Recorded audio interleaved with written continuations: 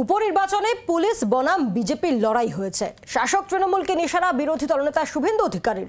নির্বাচনী আধিকারিক অফিস তৃণমূল ক্যাডারে পরিণত হয়েছে। ২৬ সালে আসল ভোট হবে, হুঙ্কার বিরোধী দলনেতার। তখন ডু অর ডাই নীতিতে লড়াই হবে এমনই হুঁশিয়ারি দিয়েছেন রাজ্যের বিরোধী দলনেতা শুভেন্দু অধিকারী।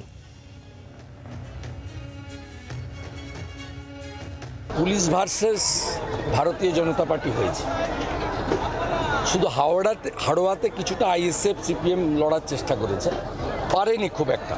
গত 4টি উপনির্বাচনে তৃণমূল যে ব্যাপকভাবে হিন্দু ভোটারদের আটকে ছিল, এবারে আংশিকভাবে হয়তো সফল হয়েছে, কিন্তু ওই একই কায়দায় রানাঘাট, বাগদা, রায়গঞ্জের মতো সম্পূর্ণ হিন্দু ভোটকে আটকাতে পারেনি। হিন্দুরা প্রায় 70% বেরিয়ে ভোট করার চেষ্টা করেছেন এবং ইলেকশন কমিশন, অবজারভার এবং এখানকার সিও মমতার ক্যাডার আরিজ আফতার, এদের ভূমিকা অত্যন্ত জঘন্য ছিল। আসল নির্বাচনটা 26-এ হবে এবং 26-এর নির্বাচনে আমাদের রাষ্ট্রবাদী এবং সনাতনীদের কাছে গণতন্ত্রের ডু অর ডাই, আমরা সেটা করে দেখ।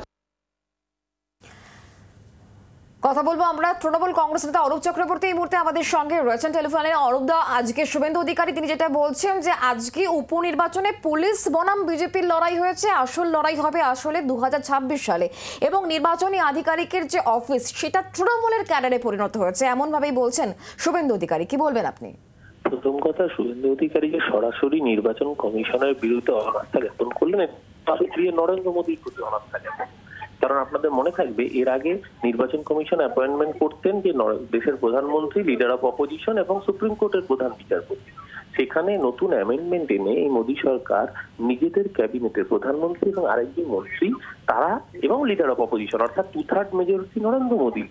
তাহলে নরেন্দ্র মোদীর অ্যাপয়েন্টেড নির্বাচন কমিশনার এবং তাদের অফিস তারা যদি তৃণমূলের দলদাস হয়, তার মানে নরেন্দ্র মোদী ঘুরিয়ে তৃণমূলের দলদাসত্ব করছেন, এই কথা শুভেন্দু অধিকারী বলেছেন।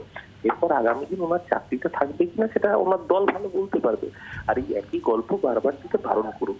2021-এ বলেছিল আপকি বার 200 পার, গঙ্গা পার হতে পারেনি, উল্টে বাংলার মানুষ ওদের গালে থাপ্পড় দিয়ে পগার পার করে দিয়েছিল। তাতেও শিক্ষা হয়নি, এখন আবার নতুন গল্প আসছে 2026।